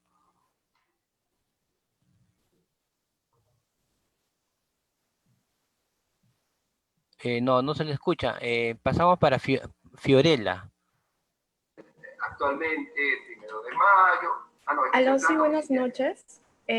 Mi consulta iba respecto, bueno, en realidad no una consulta, quiero entrar en un contexto, ¿no? Lo que sucede es que en nuestro país realmente lo que son los residuos el gran volumen de residuos que se generan, por lo menos en las casas, es de tipo orgánico. Entonces, nuestra economía circular, digamos, no es, o el sistema o el modelo que se proyecta en otros países no sería el mismo en nuestro país, ¿no? Entonces, no sé si de repente para nuestro país debería plantearse un modelo distinto, o de repente la combinación de los mismos, o de repente una propuesta diferente para el modelo circular. Y bueno, creo que yo sería enfocado un poco en el tema de reuso de materia orgánica, más que todo en los domicilios, ¿no? Y si hay alguna propuesta por parte del ministerio, algunas entidades privadas. A ver, ¿alguna pregunta? Ahora sí vamos a recibir, por favor. Ok, gracias. Que sean concretas las preguntas. Hay una persona que tiene el micrófono abierto. Sí. Si lo cierra, por favor. Pasamos a Jorge Acuña. Jorge Acuña para su consulta.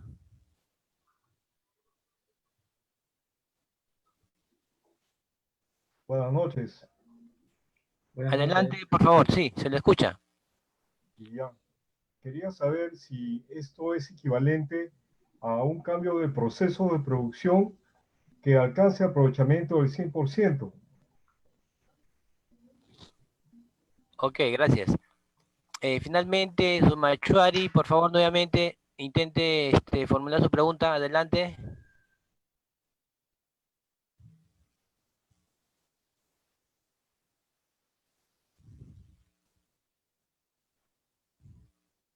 Adelante, Sumachuari. No, lamentablemente creo que su micrófono está fallando. A ver si intenta arreglar, no sé, mejorarlo o arreglarlo y en la segunda ronda de preguntas si puede formular su consulta. Marco, te cedo la palabra para que responda a las consultas. Gracias, Marco. De repente no he podido anotar los nombres de todos, les voy a pedir disculpas, pero se habló de cambios estructurales que se vienen, creo que Oscar comentó ese tema. Los cambios siempre a nivel macro son lentos, los cambios en el mundo son lentos. Si hay algo que detonó, por ejemplo, la prohibición o la reducción en el uso del plástico, fue simplemente que China, en enero del año 2018, cerró el ingreso de residuos de plástico a su país, porque era quien, digamos, procesaba o recuperaba más del 60% de plástico en el mundo. Es decir, más de la mitad del plástico del mundo, sin contar con China continental. Perdón, con China insular, ¿no? Entonces, hubo un cambio brusco. como ya no había dónde botar estos residuos, obviamente los grandes espacios multilaterales definen, tenemos que reducir el uso de plástico, y detona toda una serie de políticas para la reducción del uso de plástico. Pero esos son cambios que se dan en los contextos pues cruciales, ¿no? Donde un país hace un cambio y revierte sobre todo los demás. En nuestro caso, obviamente, no solo por la pandemia, sino por este tema, decíamos que China estornuda y el mundo se resfría. Eso quiere decir que este pequeño cambio de China nos ha llevado a que Naciones Unidas y a que todos los demás espacios multilaterales propongan una serie de cambios normativos en los países respecto al consumo de plástico. A nivel interno, ya se ha dado este decreto supremo 003 de produce, ok, es una ruta crítica, es todavía muy gaseoso, no llegamos, como decía, a aterrizar el concepto. Es cierto, y esto, como lo dije también cuando terminé la exposición, va a tomar algún tiempo, pero tenemos que estar en ese espacio, tenemos que estar en la batalla por lograr que nuestra economía se vuelva una economía circular. Seguramente las influencias van a venir de afuera, como con muchas de las cosas. Recordemos quienes ya estamos, pues, en base 3,5 para arriba, ¿qué cosa se decía del reciclaje hace 20 años? ¿Quiénes lo practicaban? Recordemos cómo estaba la minería, creo que Julio comentaba que este es un modelo no aplicable, cómo estaba la minería hace 20 años, y también se decía que era no aplicable los estándares de calidad ambiental o los límites máximos previsibles que se estaban colocando a algunas de las actividades.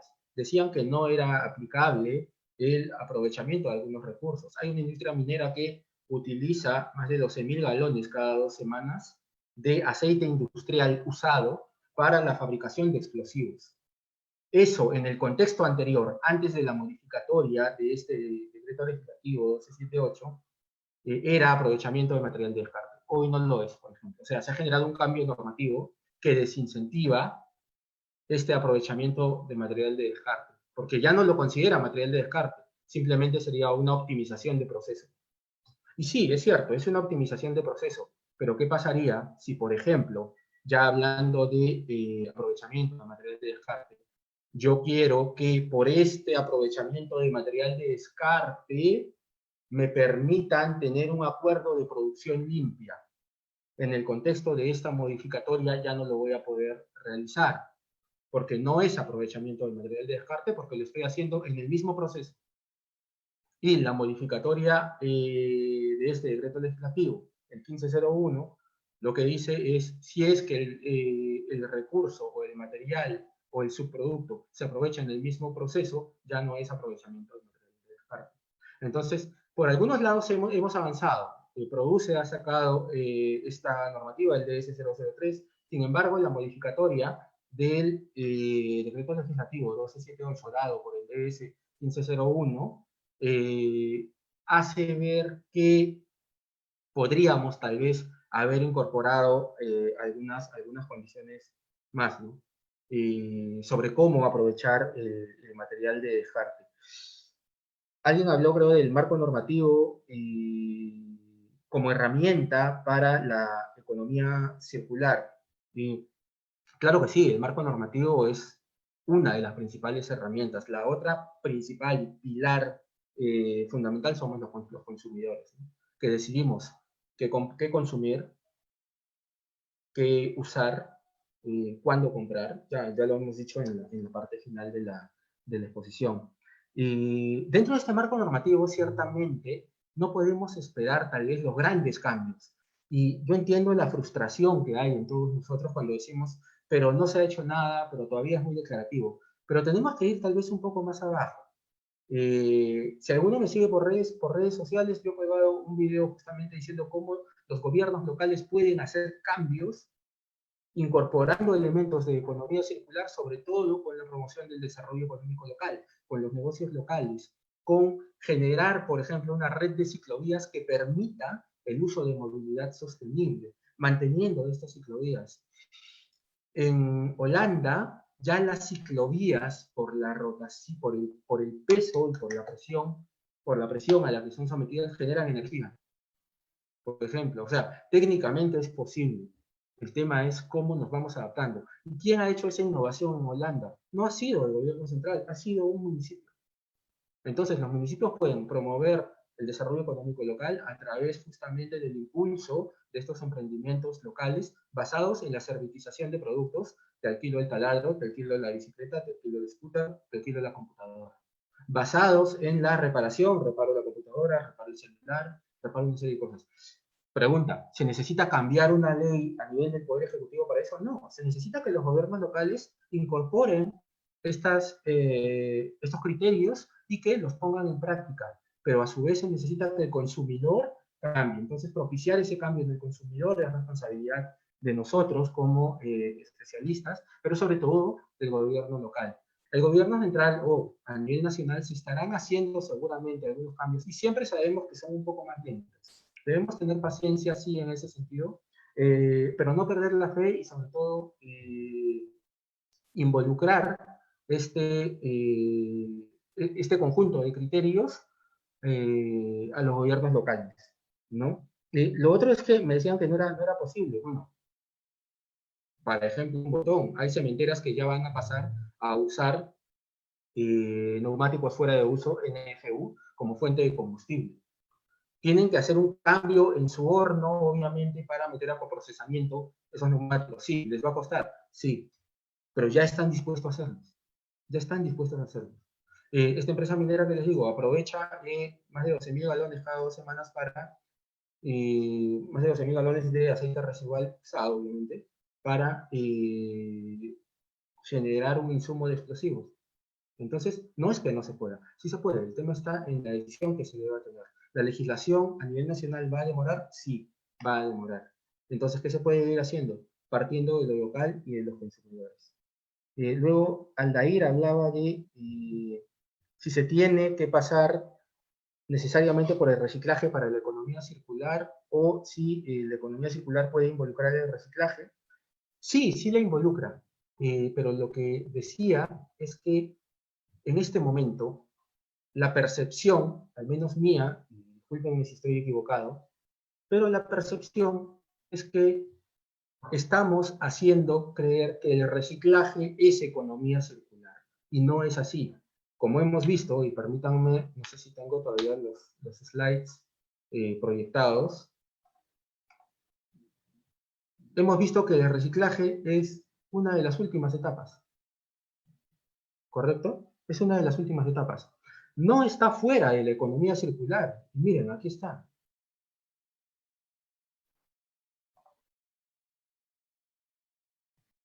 Perdón, creo que me moví.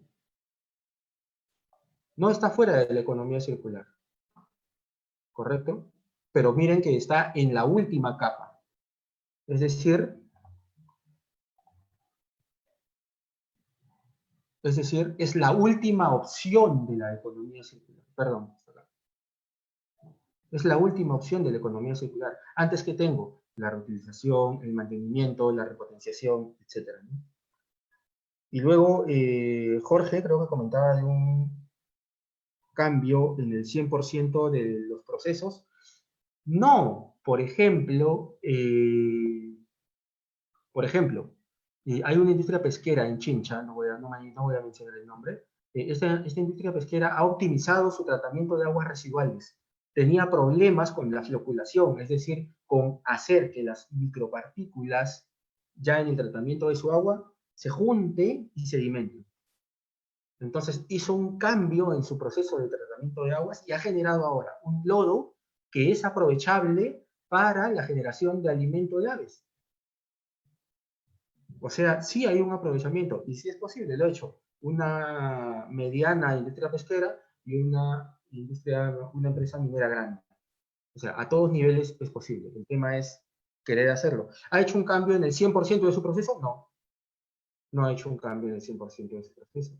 Ustedes han visto que se están aprovechando piel de pescado para hacer mascarillas, que es una innovación de algunos estudiantes de una universidad. Entonces, ¿se hizo un gran cambio? No. Pero se van incorporando. Entonces. se van jalando, se van asumiendo y se va teniendo responsabilidad a partir de esto. Creo que hasta ahí eran las preguntas, no sé si tenemos más. Ok, excelente, Marco. Creo que Gelacio estaba levantando la mano, no sé si aún deseas preguntar, o si no, otros colegas que deseen hacer alguna consulta.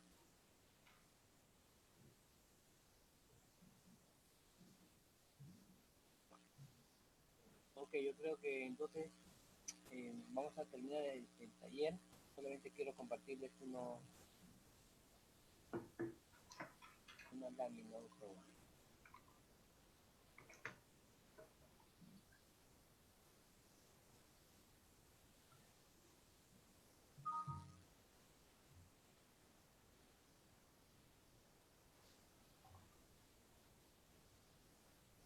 Había una consulta, creo que Julio preguntó, ¿no? Sobre si es que la economía circular nosotros también la estamos insertando, ¿no? En otros lados, ¿no? Ah, sí. A partir del colegio de ingenieros, desde el colegio de ingenieros, estamos haciendo una serie de eventos, conferencias, seminarios y foros, ¿no? De economía circular desde el año pasado. A comienzo de año nos acompañó Marcos Alegre, que fue viceministro, ¿no? De Gestión Ambiental del Ministerio del Ambiente. Y ahí también se trató ampliamente este tema.